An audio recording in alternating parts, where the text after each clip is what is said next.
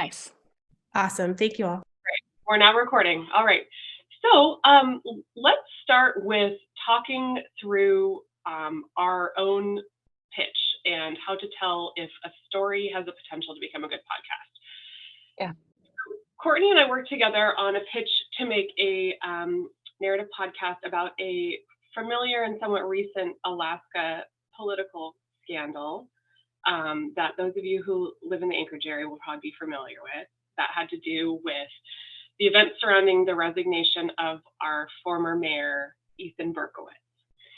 And Courtney, when the pitch came to you, I guess let's talk about what the things were about it that made it seem like it could be a viable narrative podcast. Yeah. I mean, I think the pitches, I like the original pitches, I remember it was basically like telling this story about kind of this crazy rumor that had come out of this like TV station and the like very concrete political implications that it had, but also these like broader social implications that it had for the city.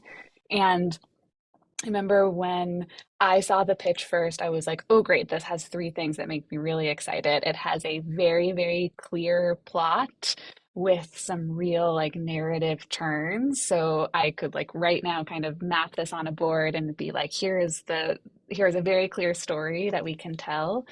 Um, it had the possibility of having a really clear and exciting sense of place, like the fact that it was about a particular city and um, impacts on like this like very particular place was really exciting because there's a lot of like opportunities to explore there. And then it was you, Michelle. Like I think having a reporter who had been both involved in the original reporting, but also like tied to it through place and like having a relationship with Alaska, with Anchorage was very exciting. And so all three of those things was what made us be like, oh, we should spend some time seeing if there could be a real series here. And we'll come back to that later, but I think we're going to talk a little bit about, different categories of sort of like to kind of test of strength, questions to ask yourself if you have a story you think could be a good narrative podcast. And the first one that we'll talk about is the relationship of the host to the story. Courtney, can you tell me a little bit in your podcast experience how that plays out and how important that is? Yeah, it's so like, I mean, I think that people have a lot of different feelings about this. Like, I guess like I should say I'm going to talk about stuff, but also this does not mean like people have different feelings about what make podcasts good and like what you should and shouldn't have. So this is kind of one perspective, but I do think that you have to think much more about the relationship of the reporter and writer, which is usually the figure that becomes the host in a series, much more than you do like in print or in other like kinds of storytelling. In part because it's like it is your literal guide through a series. So you are just like connected to a person's voice and a person's perspective in a much more explicit and unavoidable way than you are when you're, say, like reading a newspaper article. Even though, of course, that's also being shaped by a person's perspective, you feel it in a different way in audio. And so I think like we often have kind of like a checklist of questions that we're thinking through, which is like, okay, does the host have some kind of personal experience with the story? So like, are they tied to it in some way? Do they have some kind of emotional connection to the story? Like, did it have an impact on them, or is it connected to something that has had an impact with them?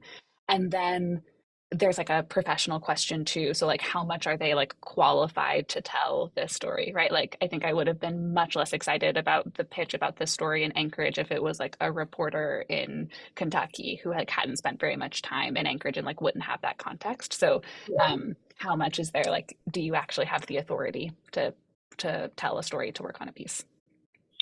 And for some of us who maybe work in much more of like a straight daily news kind of world where we're not using a lot of voice or really revealing very much about ourselves, that can be a big change. I mean, we talked about that a little bit with our project.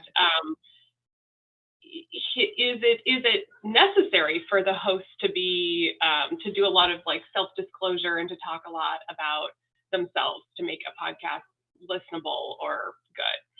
Yeah, I think that like people are having huge debates about that, to be honest. I think that like typically we think that the answer to that is yes. I think it varies a little bit. Like I think definitely there, I think in kind of the like a lot of public radio audio pieces, you like feel you feel less of that from a host, in a way that it feels tied closer to like kind of straight journalism. And I think like that can be really effective and really good. And I think in this like looser like podcasting space, we often think of having a host like chop off a bit of themselves a little bit more on the table.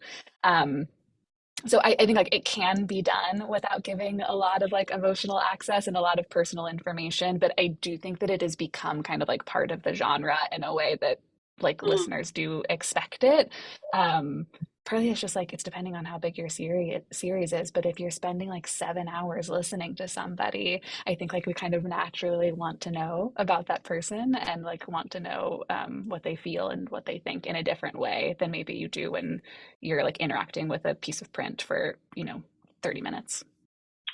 Yeah, I was thinking of the coldest case in Laramie, which is a recent New York Times podcast, and I got the feeling that the reporter was a pretty straight news reporter, but she, the series is kind of based on her having grown up in this town of Laramie and kind of returning to the town to investigate this long ago crime, and that seemed like a necessary element of the show.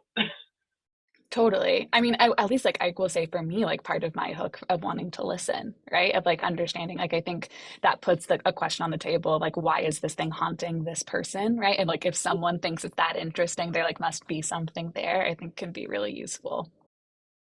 I think like honestly, Michelle was like part of the hook for with you too, was I remember thinking, oh, like this is a reporter who has covered a lot of stories in this place. And so if there's something about this one that's rising for her with the like context that she has with the relationship with the place that she has, like there must be something there worth like poking at.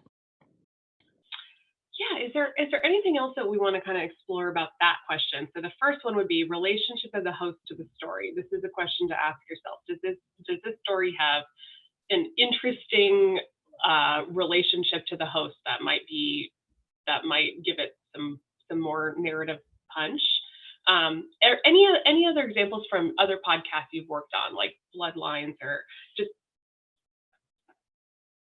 Yeah, I mean, I will say, so the two that come to mind is like we talked about it a lot with, we talked about how much to leverage this in making 9/12, which was a series about the kind of like long lasting effects of 9/11. And that our host is someone who was in New York on 9/11, who like lost loved ones in 9/11. And so he did like have a personal relationship. But honestly, we talked about that almost not at all in the series. Like we had like many drafts where that was much bigger. Um, but like that was one where we decided like, oh, that context is important for us to feel like safe in like in doing this in our approach. Like we have someone who's going to kind of like emotionally temper it and also is going to like make people that in our reporting feel safe. Um, but is something that we ended up like not lifting as much in the series. Um, the thing that I am working on now, which I can't talk about too much, but can say that it is like about a specific event, and the host that I am working with was like a part of it in the early 2000s, and so she is able to kind of like bring some of her former experience and like thinking about the experience of the people like taking part in that event now. So like that is helpful. So let's move to our second question, and this is a really big one, and this is one that I think ultimately doomed was part of the things that doomed our project. Is this story big enough to spend many hours on? Let's just talk about like the dimensions of a narrative podcast. How much how much time people are going to be listening to this story? Yeah.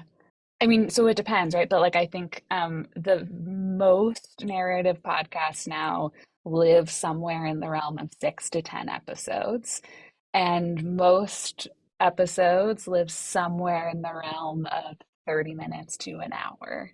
And so, you're kind of looking at like you're making at least like 5 hours of something for the most part, which is a lot. Like it's, like you have to think about like you're making a movie, you Documentary know? series.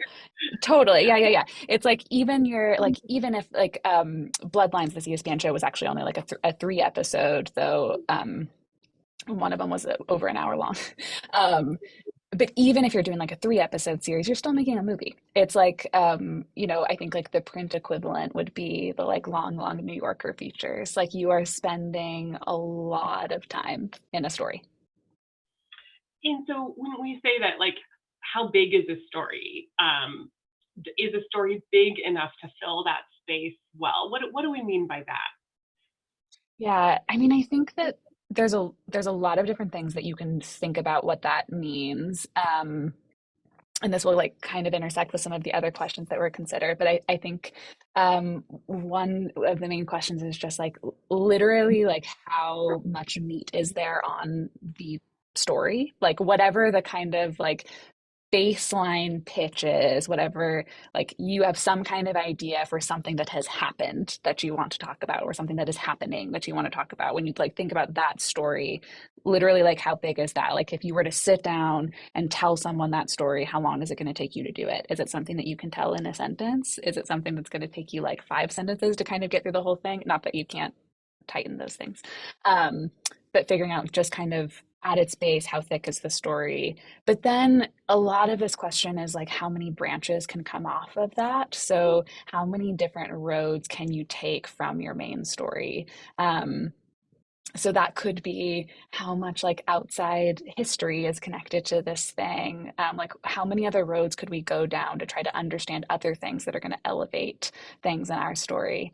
I feel like, I mean, maybe Michelle, we could talk a little bit about some of the like branches that we considered in your pitch.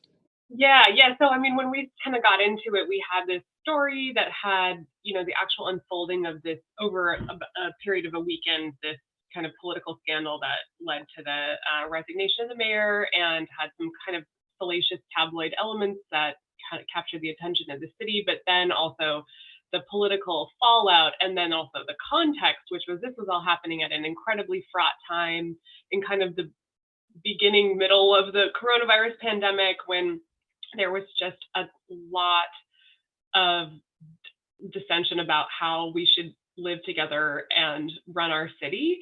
And so that was really ripe. The more we got into that, the more I think we kind of realized all that was really important and interesting, but we didn't want to make a pandemic show necessarily. Yeah. And then we also got into, because this all involved a television station in Anchorage, and we got deeply into the history of television stations and kind of how this particular television station had kind of collapsed on itself. And at the time that this happened, there was really like only one person kind of working there as a journalist, kind of running the whole show, and the sort of market factors and even historic factors that led to that. And so that was actually, I think to us, we found that to be a fascinating thread that we pulled and pulled. And we were interviewing people who had worked at this television station in the 80s when they had a helicopter. And we found that all really interesting. It was definitely something we could have like hung off of the main story, but it also started to feel far from the main original story. Totally. So this idea of like, what's your main story, and then what are the interesting things you can hang off of it that might become their own episodes? That seems pretty crucial. Yeah. And like, I mean, I think that like works with it. So it's like, how big is your main story? And it's like, how many characters are there? Like, how many people are there to like fill the space? And how deep are you going to be able to go with each of those people? Um, how many kind of like side roads can you take in terms of like history, side stories, like little like set pieces that you can kind of go down? And I think it's also like, how big are the ideas that are connected to it? Like, how many different things is the story about? Like, is this speaking to a like real big question outside of kind of the basic plot? And like, how much meat is there on that? And What I are think the like, things? totally, yes. Yeah. and like I think like all of those things kind of work together. Mhm. Um, and it's like it might be okay if there's only two characters in the story if there's this like super thick amazing plot and also this like like dense beautiful history and also this like big question that it's speaking to, or it's like it's all of those things don't have to be amazing, but they have to like collectively kind of pass a bar. For sure, for sure. I want to pace ourselves here, so let's move on to sound. Yeah. What is literally going to happen on tape? Let's talk about the different types of sound that narrative podcasts utilize and how to determine if your story is rich in sound or not. Yeah. I mean, this is the biggest, I think, transition whenever I work with print reporters is um, to say, like, oh, you could have this amazing story, but we're not making an audiobook. And so, like, you have to actually think about, like, every piece of this story. Literally, how are we going to hear it? So you might tell me, like, here is this thing that happened, but then I need to know, like, okay, are we going to be able to go get tape of that happening right now in real time? Like, is there scene tape that I can go out and gather with you right now to hear this thing happening? Are we going to be able to get the story of this thing happening or get information about this thing happening in interviews with people? So like in like real time interviews, or is there archival tape? Like, does this exist in the record in some way that we can play it and hear it? Those are kind of the big things. Like, can we go record the scene now? Can we do interviews with people to get it now? Does it exist in archival? And then, of course, the fourth thing is like your host can talk about it um, and just describe it, but you Mhm. can't do that for everything. So you have to like think about what percentage of the story is going to happen with just your host evoking that. And this, I think a lot of our audience is public radio reporters who are very familiar with this, much more So of familiar course. with this than I am, and think in these terms all the time. But maybe there are those out there who don't. But I also wonder if like that is there's so many true crime podcasts, and I really think part of why is because it's something that has instant archival. Like there's crime is inherently there's just audio that exists. There's audio relics that exist. And then in Yeah. other things, it's much harder. There's other very fascinating stories that just don't naturally have sound of really any kind. And I think our project, we had some really jaw dropping sound that we Yeah. started with, um, Yeah. uh, but not a lot of it. and Yeah. And so we were, so that puts you in a place of you need access, which might be our next thing to talk about. You need access because you need to interview people. You need to interview the characters, Yeah. and um, that is make or break, I think, in any podcast. Yeah. Yeah. I think it is totally like write arounds are totally possible. Like making a series about something without some of the like main characters is totally possible, and people do it all the time. But I think it is much harder to do in audio, like for the reason above, which is that like you have to hear somebody doing stuff, and so you feel in audio whenever someone is just telling you something instead of you hearing it directly from the source, or like instead of feeling it happen in a way that you don't whenever you're reading something. Um, and yeah, go ahead. Is there like, sorry to interrupt, but is there like No, please. maybe not a formula, but like, okay, you don't want the host to be just talking, explaining what happened more than to a half or two-thirds of the time of the episode. You want Oh yeah, X not even. amount. Yeah, I mean, when I'm looking at a script, I basically never want to see more than two paragraphs of writing. I mean, that's like a little dramatic, but most of the time I'm like, oh, once I hit like two paragraphs of writing in a script, I'm like, I should be hearing something. Um, that is not a hard and fast rule. There's a bunch of, I mean, by the way, the like serial podcast that you were just talking about is like really heavy on the host, and I think it's great. I think like they do a really good job. So it's not like it cannot be done. But generally speaking, I think you want two-thirds of your thing to be coming from audio. And I don't know that I Yeah. would make like soften that a little bit, 2/3 ish to be audio and not your host talking. Here's a question, like, how much does it matter whether, if you're talking about archival audio or just like existing audio relics, how much does it matter if that audio is um, like bad quality? You know, we were just talking about this great show I'm listening to right now. It's called Violation by the Marshall Project in WBUR Boston. And there's abundant archival audio, but it's all like 30-year-old parole board hearings. They're things that were kept in a box in the district attorney's office forever. And Yeah. a lot of it's almost unintelligible. But the host will the host will preempt that by saying, like, this audio is really bad because it was sitting in a box for a long time. Yeah. Did you catch that? Well, here's what they said. Like, is that possible? Because I can imagine stories that have abundant audio, but it's poor quality audio. Totally. Yeah. I mean, I think poor quality audio is totally workable. I think people will have very different feelings about that. Like some people will be like, I hate that, and I can only listen to things where everything sounds clean. I don't feel that way. I feel like I will totally listen to something that's not amazing quality if the tape is good. Like if what is happening in that bad audio is exciting or is emotional or is unlocking something in the story for me, then like I don't care if it's degraded and the host can like help me translate it.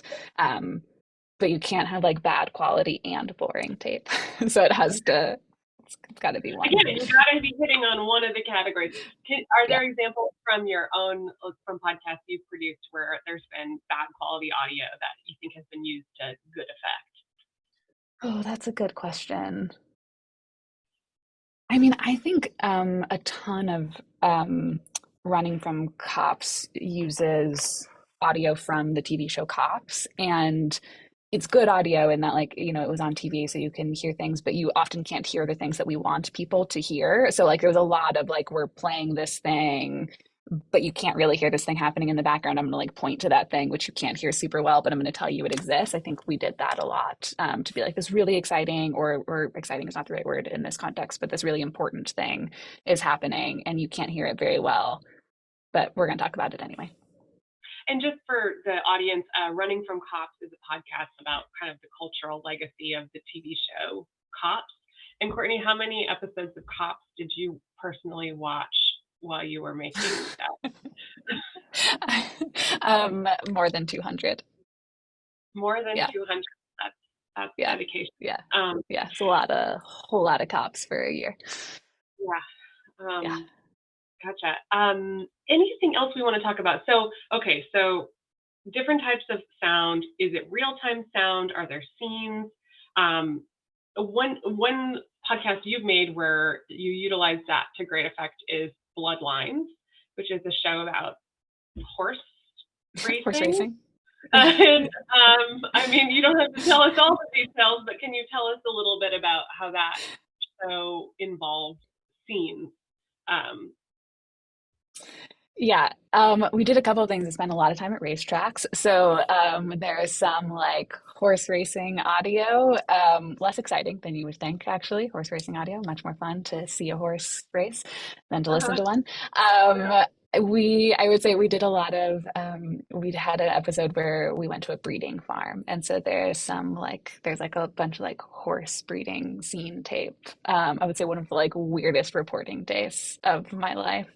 Um, but you know, but it was like a different experience, like instead of just having someone like describe what happens, to be able to like hear, you know, these men in the like stables like talking about where they're moving all of the horses and what's happening, and to hear the horses neigh and various noises.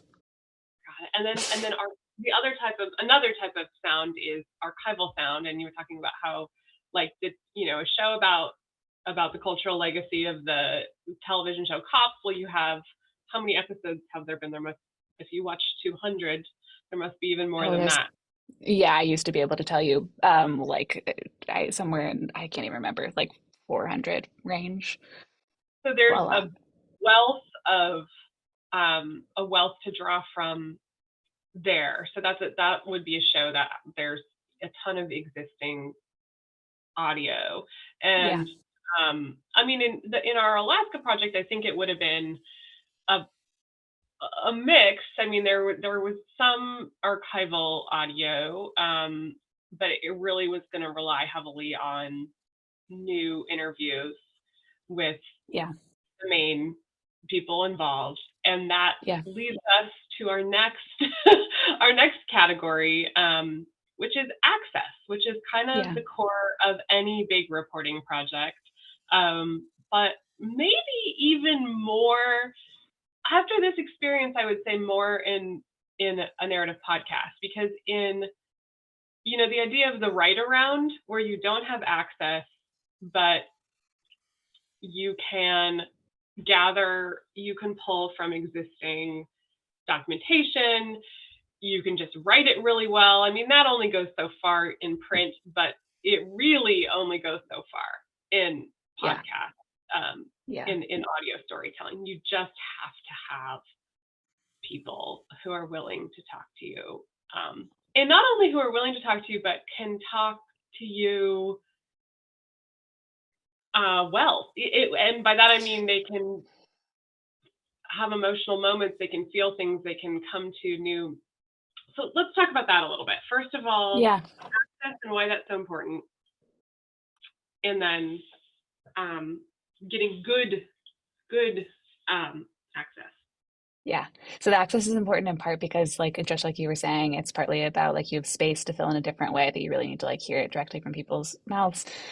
There's also, of course, like always the same kind of ethical and reporting questions that you would have in any story. So like, and I'm sure we could talk about that more with this pitch of like how much can we do this story without hearing from this person in a way that feels like we are actually doing a good job with this reporting and that we feel okay about giving like space to this story with the voices that we have. Um, but then, like you say, let's say like you get all of your dream people, like everyone who's involved in the story, you have access to all of them. They all agree to talk to you. You're gonna need like a good amount of time with them. I mean, like of course everyone makes do with what they have to make do. But when you think of kind of like main people in a show, you are asking for like hours from people. You can totally, I mean, again, it depends on like how big of a series that you are making. Like, can you make something with a 30-minute interview? Of course. Is it better to have 3 hours with someone? Yeah. So that's like usually what you're going to need. Yeah. Um, but then as you say, like they have to be like, we would say they have to be like good talkers. Or I mean, they don't have to be, but that is the ideal, which generally speaking would mean we can like hear some kind of character in them whenever they're talking, that they are willing to like be vulnerable or like have feelings of some kind on tape. Ideally that you were able to like have some kind of real conversation with them where they are like having some kind of real revelation or like asking some kind of real question. It depends on what you're reporting and like what we're talking about. Um, but it's not enough for them to just talk, right? Like it has to be like meaningful listening to them. For sure, for sure. And I think for us that um, that was another revelation for me as primarily a print reporter, because I'm used to interviewing people and then having kind of like limitless opportunities to go back and say, hey, you said this thing, let's talk a little bit more about that.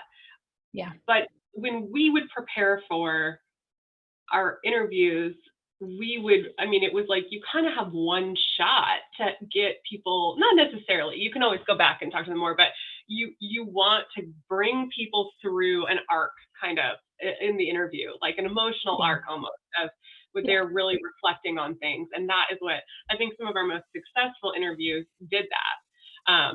And that's a shift from, I think, maybe how, if you're thinking from a print reporting perspective, of how you just what you're asking from people in an interview. Yes. Like Totally. a 30-minute phone Totally. interview, a narrative podcast made up of 30-minute phone interviews is not going to be compelling. Yeah. Yeah. So that was interesting, and you're not just asking for access, you're asking for like really deep access. from Asking for like people. access. It's like you're asking for like a kind of like I like don't know what it has to say except like touch my heart. Like you're asking for a kind of like vulnerability and like interiority from people that in print, I think like this applies in like radio, of course, too, but like I think in print you can bring as the writer. And not that you can't do that in audio, you can to a certain degree. But again, when you're thinking about the proportions of audio that are going to come from your tape that's not the host versus in print, that means like more of your feelings and more of your ideas need to be coming from that tape that's not the writer too. And so like you ideally need people that you're interviewing who can meet you there and can like really give you that. For sure, for sure. And it's like it's magical when it happens. Like I can But think of yeah. one interview in particular with a person who had this kind of fringe role in this scandal unfolding, and she was able to really reflect on like why she did what she did, um, and it was really like it was probably I think some of the most powerful audio that we got. Yeah. But coming to that again, like, can you tell a story if the main people or some of the main people do not want to participate and do not want to talk to you? Yeah. And I mean, I think yes, if a bunch of other things are the case. Like, I think if the main people don't want to talk to you, but you have tons of archival and everyone around them is willing to talk to you, and you can evoke the story in a bunch of different ways, and you feel ethically okay about it, yes. I think that this was the thing that ultimately kept us from pursuing making this story into a Yeah, series, which, I mean, do you want to talk about that first before I say yeah, anything about it? yeah, sure. Yeah, I mean, this is an interesting audience because some of you, I think we will know more. You will be much more familiar with the facts than others of this. But so we were trying to make a podcast that kind of looked at this political scandal, and there were a few very main people, the former mayor and the person who the former TV anchor who kind of kicked all this off with a Facebook post, and we knew that those two were really important for us to interview. But there were also these two other people, a mother and a daughter, who were closely related to all this, and in fact integral to the story, really. And we had some really serious ethical concerns, first of all, about being able to talk to some of the folks because we didn't know how they were doing. And the more we tried to find out about them, the more those ethical concerns kind of like became elevated.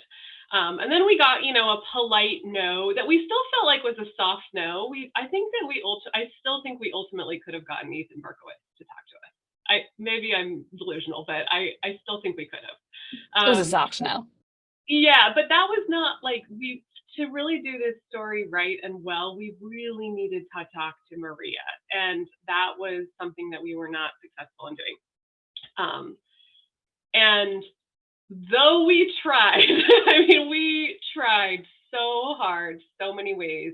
And at a certain point, you just realize that it's not going to happen. And that became, we recorded like over 22 hours of interviews though with other people who were tangentially involved or had things to say. Everybody had something to say about this. Yeah. That was not a problem at all. I mean, we really, when Courtney came up here to Alaska, I think we interviewed how many people? Like 9 or 10? Yes, easily 10. Nine Yeah. or, easily 10 people, which is a lot, right, Courtney, Yeah. for a Yeah. like For that? a single trip. Yeah, that's a lot. For a single trip. So we found many people to talk, some of them quite eloquently about all kinds of sort of the issues and the things that you hang off of the main story. But at the core of the story, we had this emptiness where we did not have any of the four kind of main people involved in this who were willing to talk to us, or we really felt like we're maybe able to talk to us. And Yeah. that that ultimately, it felt like we can't make a 6 or 7 hour story without those people. We just can't do it. So that, I guess that was it. That's a kind of a big lesson from this experience, was that you can do everything else. I mean, really everything else. But if the core people of a story won't talk to you, you don't have access to them, you're going to be doing a really elaborate write around. And how does that sound? How would that end up sounding in a show, Courtney? I mean, it depends. Like, I think it can sound like the host talking a bunch, which I think most of the time really does not work. Mm-hmm. Can totally be done. I think Mm-hmm. is very difficult. I think it can work. It can look like people close to them telling the story. I mean, it basically, like, if you think of whoever the like main characters are in a story, like then it could be like, oh, it's all of the kind of like B characters in a story. It's like the people who were like involved. Maybe they're not like the main characters, but they saw the things that happened. They knew the people. So ideally, then it looks like that. It's like kind of like the next the next closest to the middle people are telling the story, or ideally it looks like there's archival. I can hear a bunch of this happen in tape that already exists that then we can talk about. We have some really good questions that focus a little bit more on just kind of the mechanics of like what a podcast studio like yours does versus in-house. So Great. I have one from Jennifer Pemberton.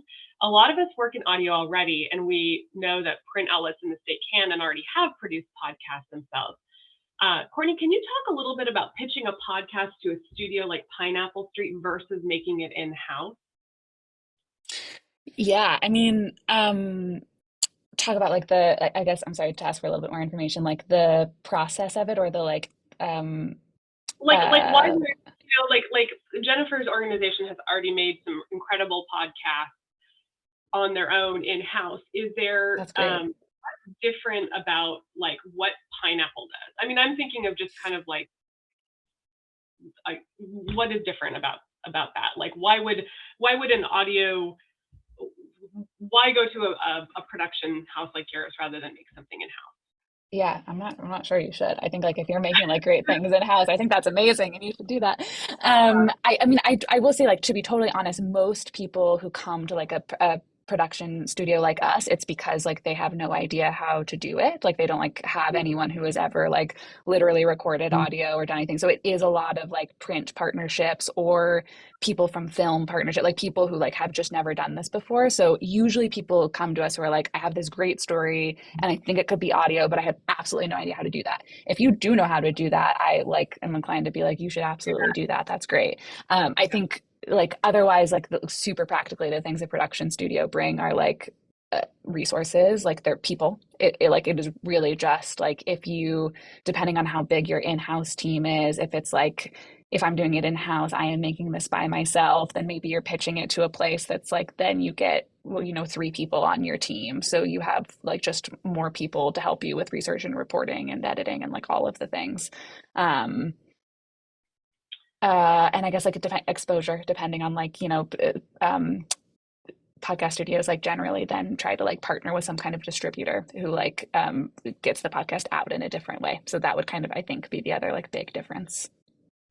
So here's another question about distribution. I'm wondering about a bit of discussion about how to best distribute a podcast.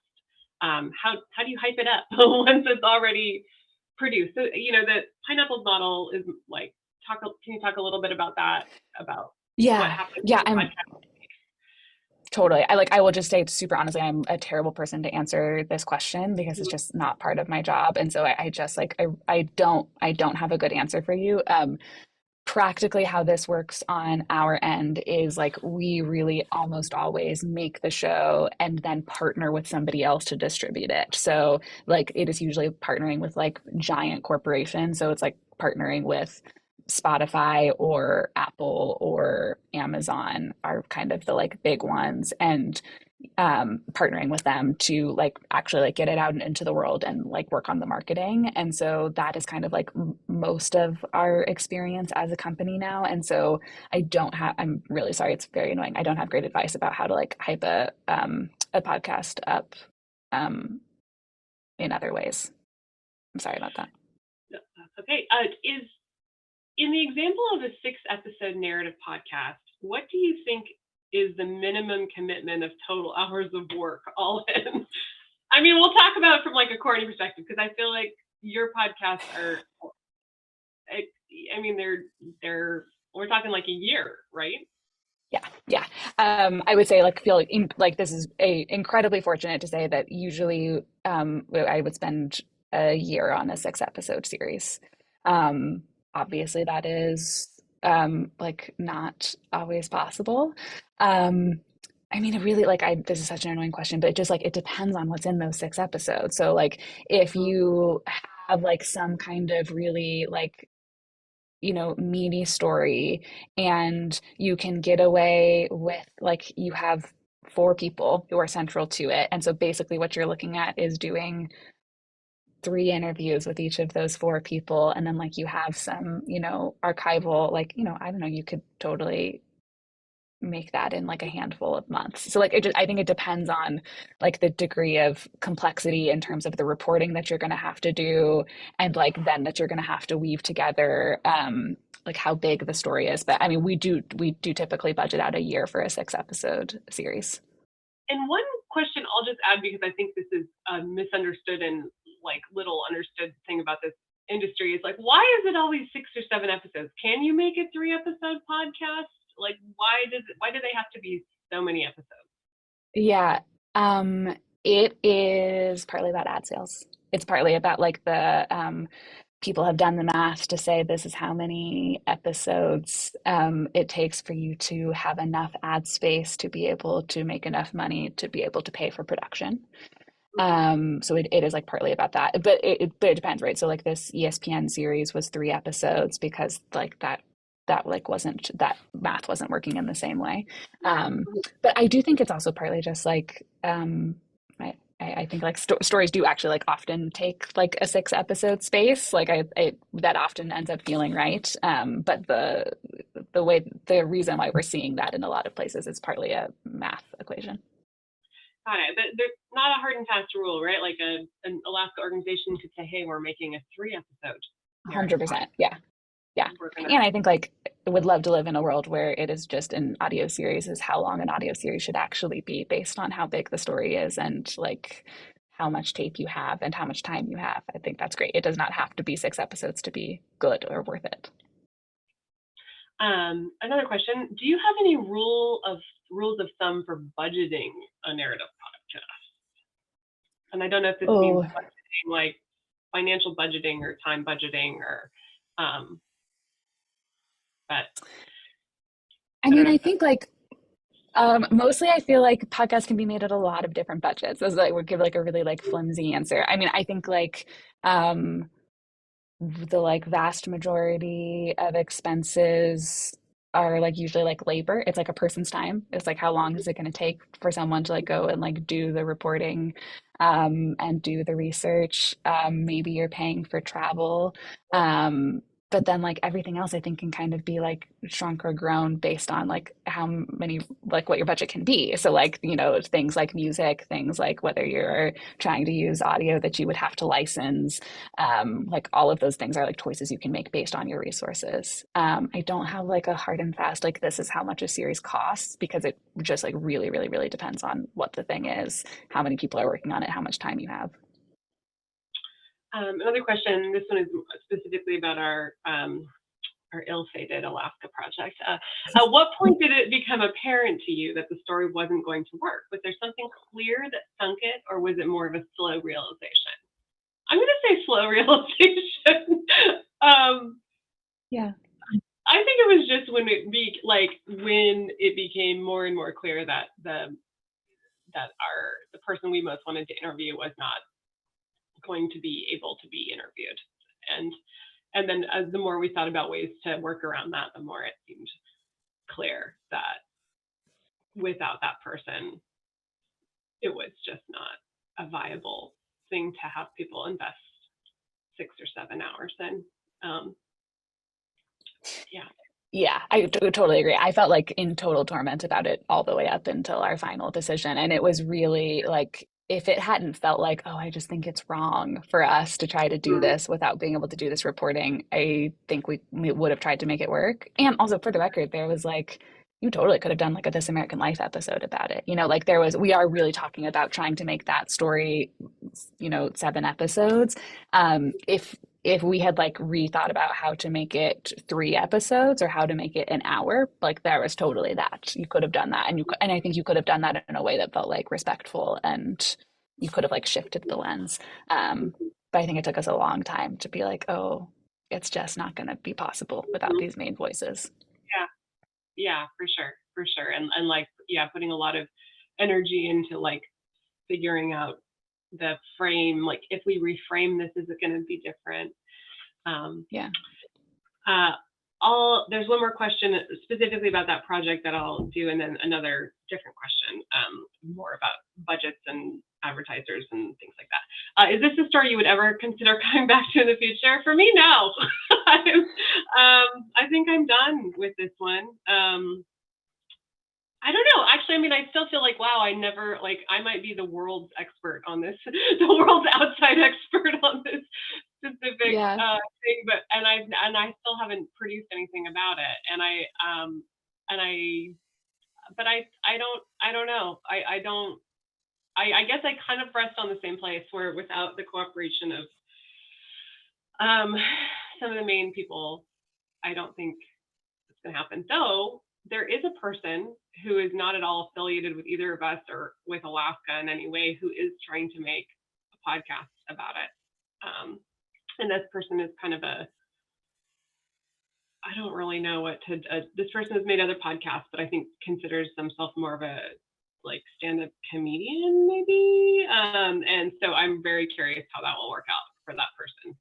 But I don't really know anything about that project. I also would not be surprised if we end up seeing a like documentary project, like if you end up seeing like film about it, because I do think you can do, again, like in terms of shifting mediums, I think you can do like write-arounds in different ways. And so I would not be surprised if like other projects still came out of this. Yeah, yeah. So another question from Pat here. What are some typical budgets you work with? Is there a share from advertisers grant? So how does that work? Like how do advertisers underwrite this? Does the distributor, how does it all what's the big model? Yeah, totally. I mean, I think the like basic, and I will tell you like the business model at like my current organization, I think like this works differently in different places. Our um the like our studio has income from different like kinds of projects, so we do like different work that is like fundamentally work for hire, like make podcasts for organizations who just pay for it, like TV and film companion shows, and so then the business just kind of like funds a lot of other like productions, and then we like bring on partners who then will like buy part of the series, and like you give, and that will then fund part of production, and so then they are the people who are in charge of ads, and like so I think that there is a percentage of like ad sales that come back in. I'm going to be totally honest, I don't actually even know what the like ad sale breakdown is for like how that works, um, because like we are very much we are like solidly like out of the grant space, because it is really like business versus like public media. Yeah, gotcha. Though I do know like people like there are definitely grants that can fund this work. Yeah.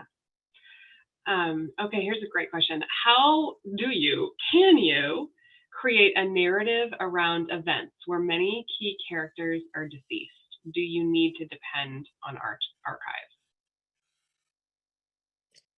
I think it's that like you are I mean, I think like we could all think creatively about what our options are, but I think like this like archive would be an option. Um if people are deceased but they have but that event was big enough in some way that the people who are deceased have family members or who have friends who would have like heard the story from them. So you can go like get that story secondhand from people in their lives. Um, if that event has any kind of like ripples today. So like if that, I don't know if we're talking about like a historical event or some kind of like thing that happens continuously, but if there's some kind of like version of it that's happening now that you can talk to people in the thing that's happening now that you might be able to then kind of like draw lines to the thing in the past. Um, and then I think it comes back to that like how many branches are there off of it. So if like you have this event that happened in the past, everyone's dead, there's no archival, so that's a piece of the story that you're just going to rely on a person's like a host's voice to tell. But then there's these branches that come off of it, and there you can have reporting and archival or whatever. Like that could totally still work. It just depends.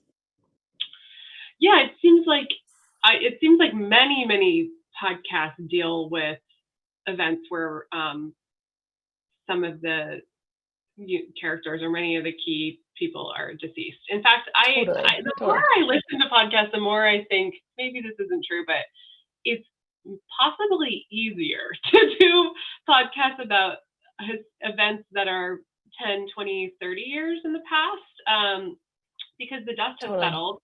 I think that was arguably another problem with our project is it was very fresh, and that I think actually did not help us at all. And maybe 10 years from now or 20 years from now, it would be different. I see a hand from Caitlin. Caitlin, can I unmute you? You can. I actually tried to lower my hand and was going to just drop my question in the chat. Okay. It's really just following up with what people had been talking about earlier regarding pitching studios. I'm wondering, what does that look like to approach a studio? What is the process? And Michelle, I'd also be really curious to hear what your original pitch looked like. Yeah. So this will, we're almost out of time, but we'll try to answer this last one really, really quickly.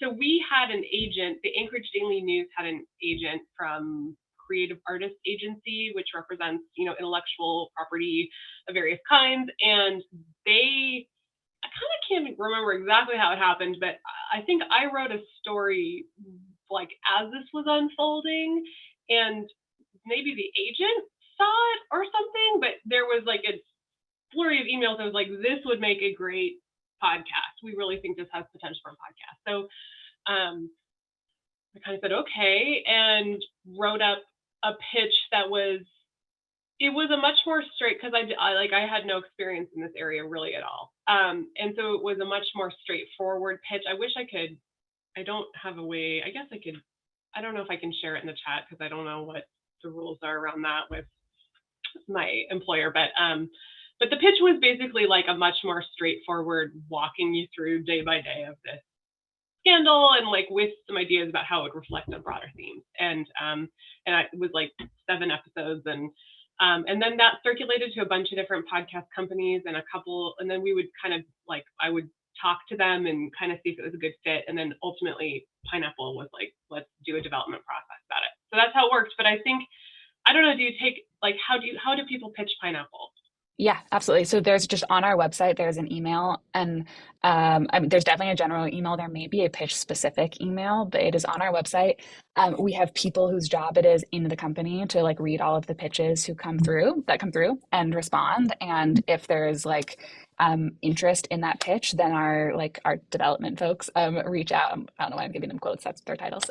They reach out and like set up a meeting to talk more about the pitch, and then if the person who pitched is interested enough, and if we are interested enough, then the next thing that we do, like Michelle said, is a development process. So we spend a couple of months kicking the tires on the idea to see if there is enough to do an entire production process on it.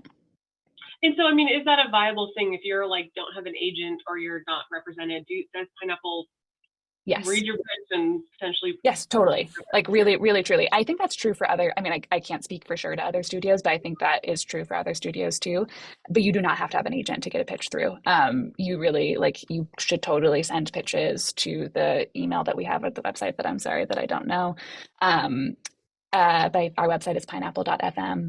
And it is someone's job to read all of the pitches and to go through them. So we have done development process with people with no agents and no experience, but just a good pitch. We are out of time. I thank you all so much. You have been a wonderful audience with so many great questions. I hope we answered as many of them as possible. I know we didn't answer all of them. And again, thanks to the Atwood Foundation, a huge supporter of journalism in Alaska, and we hope to see you all in person at the conference. You can find out more about the conference at alaskapressclub.com. And thanks again for being here and spending an hour with us this morning. And thanks, Courtney. Of course. All right. Fun. Thanks, everyone.